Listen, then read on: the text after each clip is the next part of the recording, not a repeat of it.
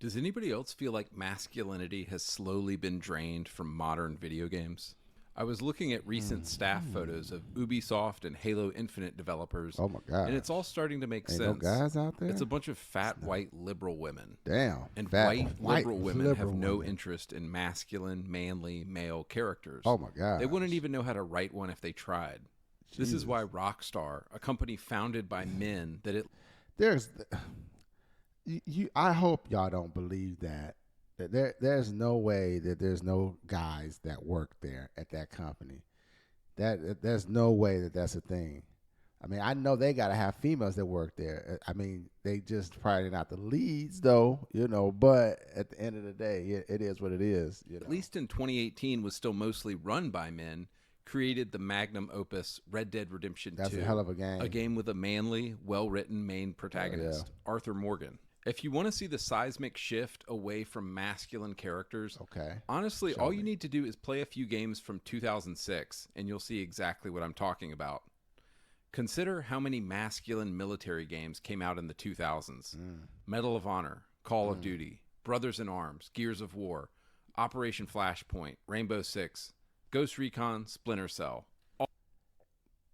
Those are the trifectas. Oh my gosh. I played every last one of those damn games. And for the most part, I beat every last damn one of those games. So I feel you. Preach. All of these games were starring men and had themes like brotherhood, duty, sacrifice, honor. Yeah. Almost all of these franchises have either been killed off, turned into multiplayer games, or went woke. I often wonder why so few modern games appeal to me. And I think another big reason is this. Everything is just so gay now. Compare the yo, yo, it's been years since I heard someone use the term gay in a like, oh, you're gay. Oh my gosh. Oh wow. All right. Wow. It's been that's high school, man. They don't use that. They don't. Yeah. That's gay means happy folks. So come on. the games I just mentioned to the modern trash we have to deal with in Overwatch and Apex. Almost every character in these new games is either gay, lesbian, bisexual, trans, or something else. Like, what happened to a masculine dude with a Duke hot chick Nukem. on his arm? I love the idea of Xbox Game Pass, but I swear every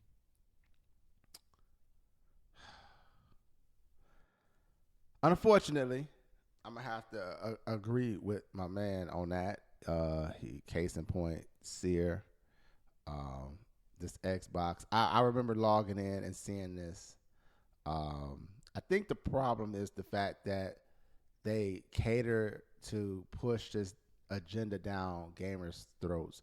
And there's nothing wrong with sharing that, that you're transgender or you're non-binary or you're queer or whatnot. That's not the gamer's issue.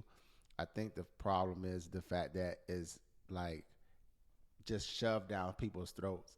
And the truth be told, man, gamers not really having it. They're not feeling it. And they're not gonna revolt by just not, protesting outside your company. They're just not gonna buy your product. I've never thought about really when I played Apex and I played the Seer character, I didn't give a damn about his sexual preference. I just enjoyed playing the game. And I think the problem is that the agenda is to push them to the forefront. And it just doesn't feel authentic. And that's what it is. It's just not authentic. If the character is gay or lesbian or straight, whatever, it's just as long as the character's authentic in the game that we're playing. That's all the gamer really wants, to make it believable. If it ain't fucking believable, then just keep it pushing. Stop trying to just make it think, oh man, it gotta fit some agenda or some narrative. Nah, gamers not having that shit at all. time I open it up and look for new games, there's just so many games that look gay now. Oh, I refuse to play another cutesy 2D platformer or a game with a cutesy art style by some indie developer anymore. I'm just done with these games. If you want my 100% real thoughts on this, I just think the entire video game industry has gone woke and gay, and almost nothing they are making appeals to me. It's just a society right now. We're a softer, gentler breed of people at this point. I mean, you can't fart without offending somebody. I mean, for God's sakes, a comedian can't do stand-up comedy no more. We can't get no more in Living Colors. We can't get no more Dave Chappelle. And why is that? Because of the cancel culture. So yeah, I totally. I mean, softer, gentler world, and I don't understand where it's then came up to that you say something, you offend somebody just by saying anything. And I'm sitting here having a pins and needles my thoughts and comments because somebody would cancel me, and I just started YouTube. They'd be like, "Oh, this dude is just racist. He's a homophobe," And I'm it's not. It's no, and I'm far from any of those things. It's just the world is right now, especially the Western. That's bad. It's just bad. Me in any way anymore. So this is why I mostly play 20-year-old games on my channel, because they were just better. I was recently reading an insider interview about what went down at Volition Studios with the disastrous Saints Row reboot from an inside source. This source said that the LGBTQ community within the company was actually pretty small, but they are the loudest and the most annoying, and the company leadership chose to promote these people into key roles. And that And that right there, it's the smallest group with the loudest, like a chihuahua with a big bite, and there's nothing wrong with promoting people, but not for your sexual preference. Come on now. That's how you get the absolute dumpster fire of a game that was Saints Row 2022. I think what you have at a lot of these game studios is about 80% of the staff is probably just hetero dudes trying to do their job, but they're afraid of speaking up or saying what they actually think. And then you have the LGBTQ folks. Yeah, because I say again, the cancel culture. Just the cancel culture, because if you say something that offends the LGBTQ community, it's like, oh my God, you just, and I don't think that, and I don't think people are trying to be offending anyone. It's just that your perspective. That's just really what it is. To respect someone's perspective, everyone's not going to agree. Making decisions about what kind of game to make. And everything just ends up being but safe, you got to know your audience and sensitive, because you got to know your can't audience hurt anybody's feelings. So of course you get these shitty dumpster fire video games that nobody wants to play. After reading a lot of insider interviews at these developers, this is my sense of what has been happening. I also feel like there's this kind of unholy alliance right now between games journalists, white liberal women at game studios, and wow, this man this man really hates these white liberal women. Oh my God. the LGBTQ community at oh game my studios. Goodness. Who made this? And they all bad? seem to be united around one thing. They actually hate gamers. And who are gamers? Overwhelmingly, I can see that. That's true. I can see that being the thing. Just because some of the games that come out nowadays, you just question, like, where were you thinking? But this photo right here, this is like a group of us in college, and we just got met up for the first time because we all play like some daggone Battlefield or something like that, Oh my gosh. Just, yeah. Damn. Good old days, man. Heterosexual dudes like us, of course. Hell yeah. This recent Reddit thread was written by an actual game developer and made me realize this. It reads, headline, Am I allowed to say this? I kind of Yo, why did he get these pictures? This man hate get these- gamers. I'm a professional game designer, and I'm worried that I'm starting to hate gamers. Watching the gaming events on YouTube last month with the chat on was extremely disheartening experience. Every time a character that wasn't a cis-het white man appeared on screen, the chats would fill with messages calling the game woke or complaining about DEI. Every game that wasn't a shooter or a hyper-casual competitive online game garnered zzz and boring comments. Can I be honest? Can I be honest? If they zzz or yell boring, it probably was. Let's just keep it 100. Just keep it 100. It probably was not a good game. And at the end of the day, gamers aren't having it. They don't want to have no fakeness in their games. And gamers are going to speak on it. Even, hell, I say something about certain games. There's franchises that I've played that I just was like, why are they going that direction? Just don't understand it. Really. Let's truly be honest. and gamers are going to talk about it. That is the way it is. I've seen people implying that the MC in Fable trailers is ugly because it's a self-insert of some random level designer working at Playground whom they deemed not fuckable enough.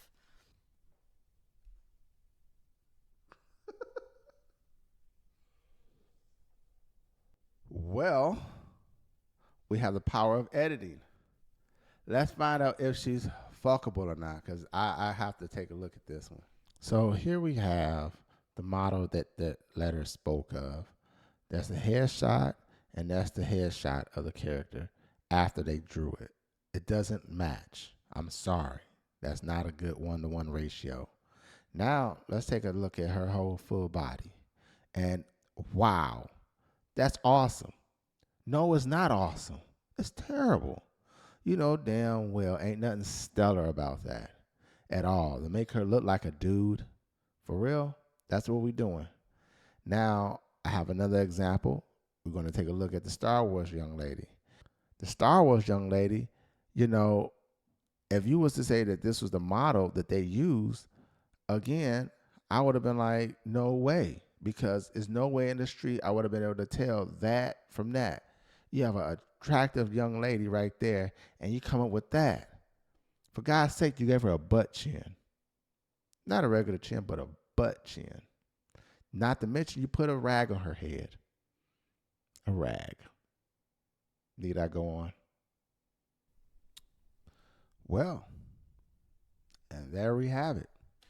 I don't know. It's just the internet magnifying negative voices, I guess, doing what it does best. I don't think but it's making me real tired of gamers. I don't think those. So at this point, it seems that games journalists and all of the liberal LGBT mafia that work at game studios actually hate their audience. And this is a comment I keep reading from you guys again and again. I swear they literally hate us.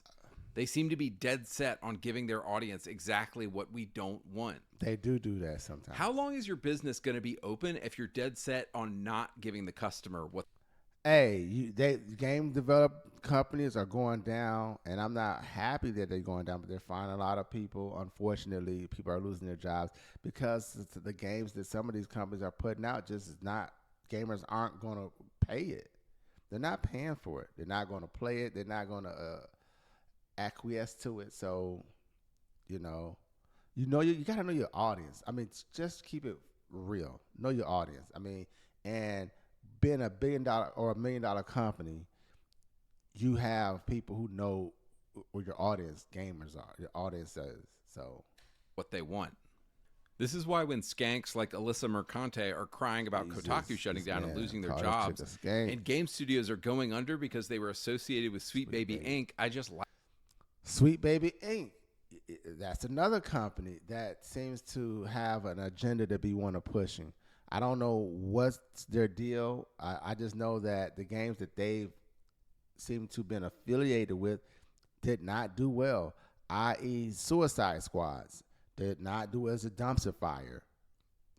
So much so that Warner Brothers want to get rid of the gaming side of the house.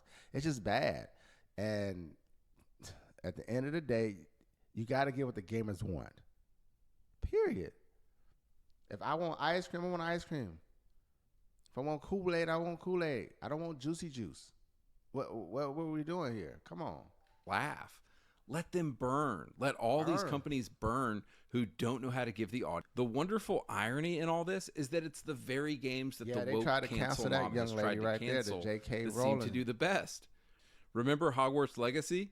Mm-hmm. Yeah, men who dress in women's clothes tried to get it canceled.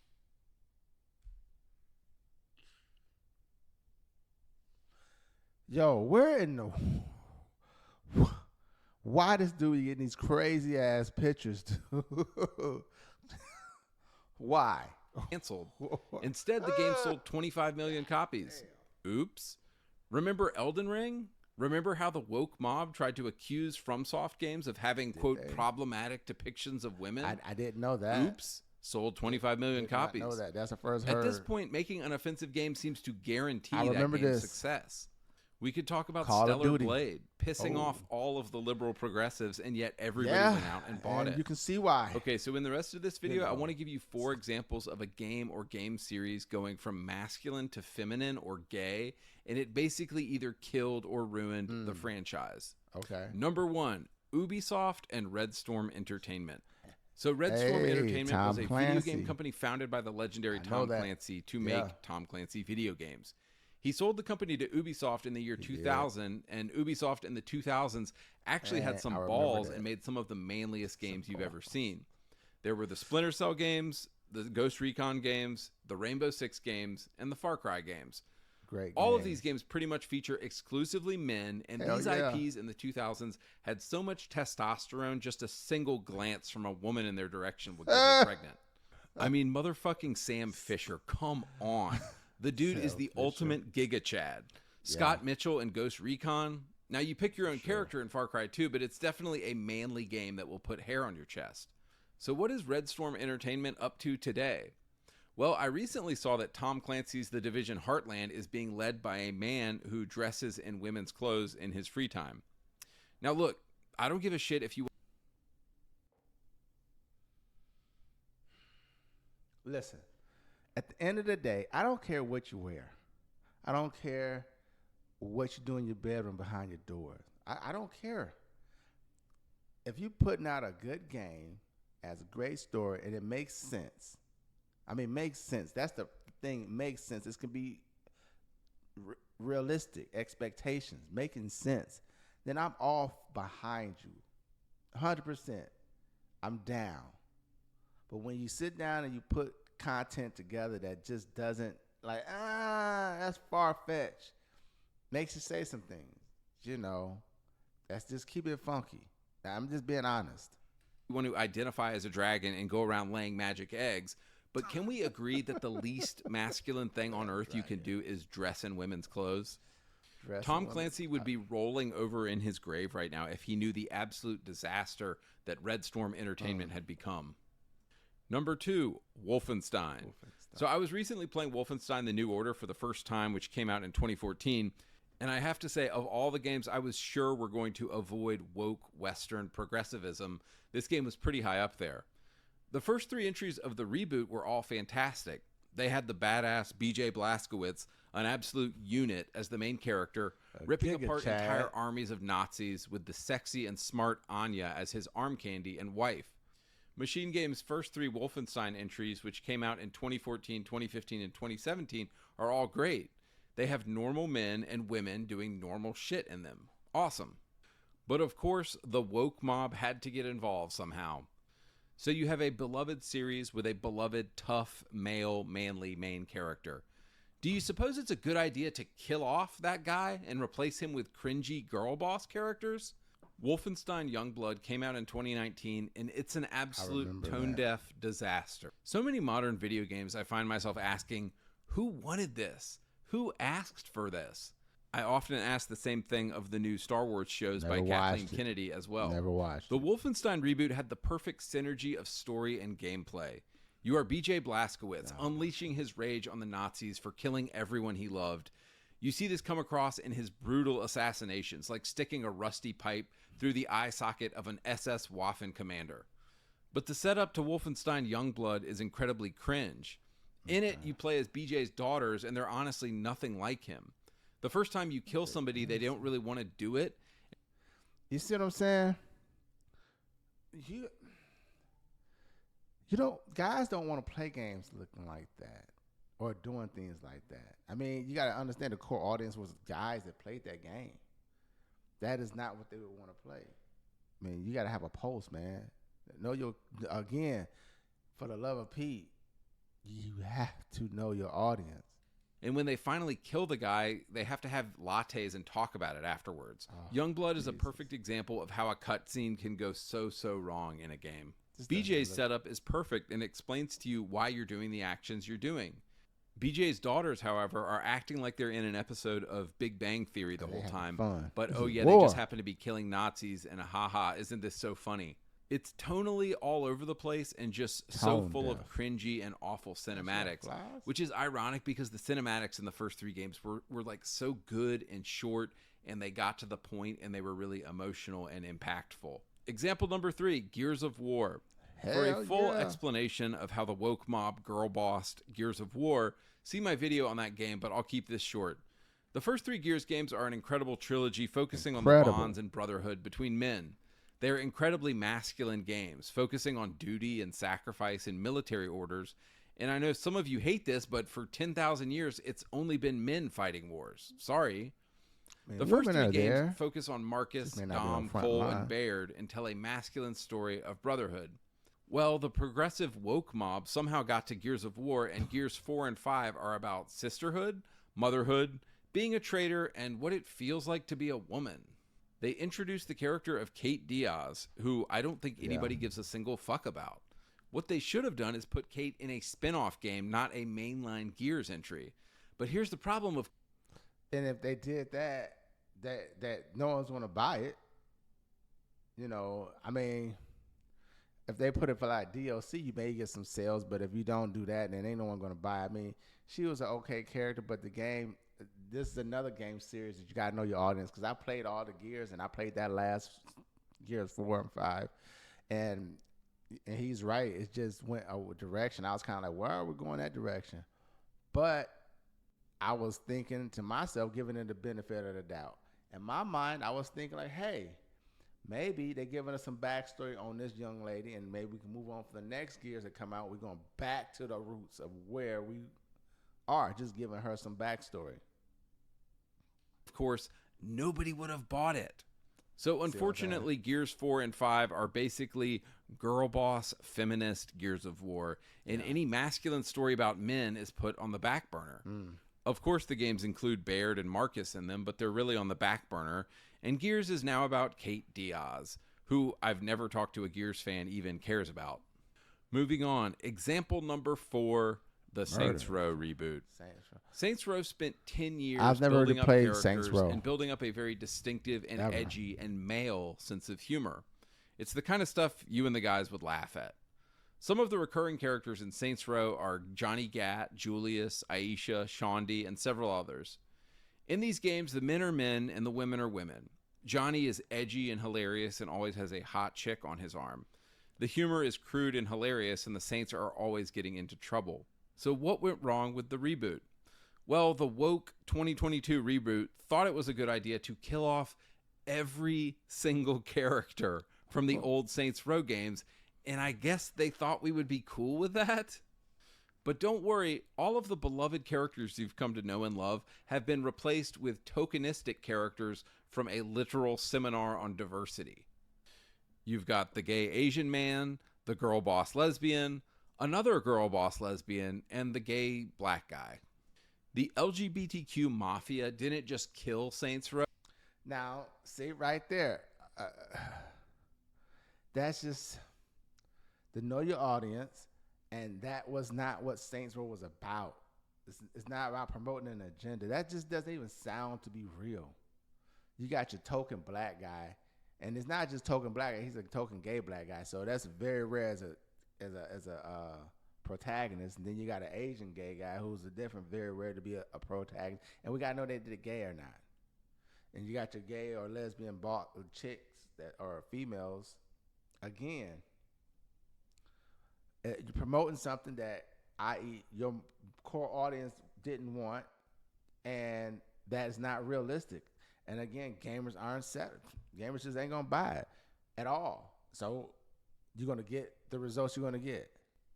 They crucified it on a rainbow flag. And this is what you get, guys. This is what you fuckers get for supporting these people. Exactly. They turn out shitty games that aren't funny, that aren't cool, that aren't masculine. So stop hiring these people. Game developers need to stop putting gay stuff in games, and they need to fire every liberal white woman if they want us to ever buy a game again. Because I'm serious, we are done with this shit. We're not buying these games. Like, Phil Spencer is out here complaining about how people aren't spending as much money on games anymore. I guarantee if you give us hetero dudes hot chicks in games again and manly men, you will see sales go through the roof. Bring back the glory days of video Glory. games. I have this theory that in a few years, we're going to see a turn back to the golden era of video games, and people are going to start buying games again. I recently saw this crazy chart from 2023 that basically showed that people are only playing old games these days. Nobody wants to play anything that's new out right now because it's all woke and it all sucks so bad. So anyway, guys, let's all hope there's a return of masculine characters in games again at some point that we can relate to. All right, I'm out. All right, shout out to Andy Pans Gaming, the original content creator, and that's a wrap. What do you think? Has masculinity in video games really changed, or is it just evolving? Let me know in the comments below. If you enjoyed the video, you like what you saw, please smash that like button and hit that subscribe button. Until I see you next time. Peace.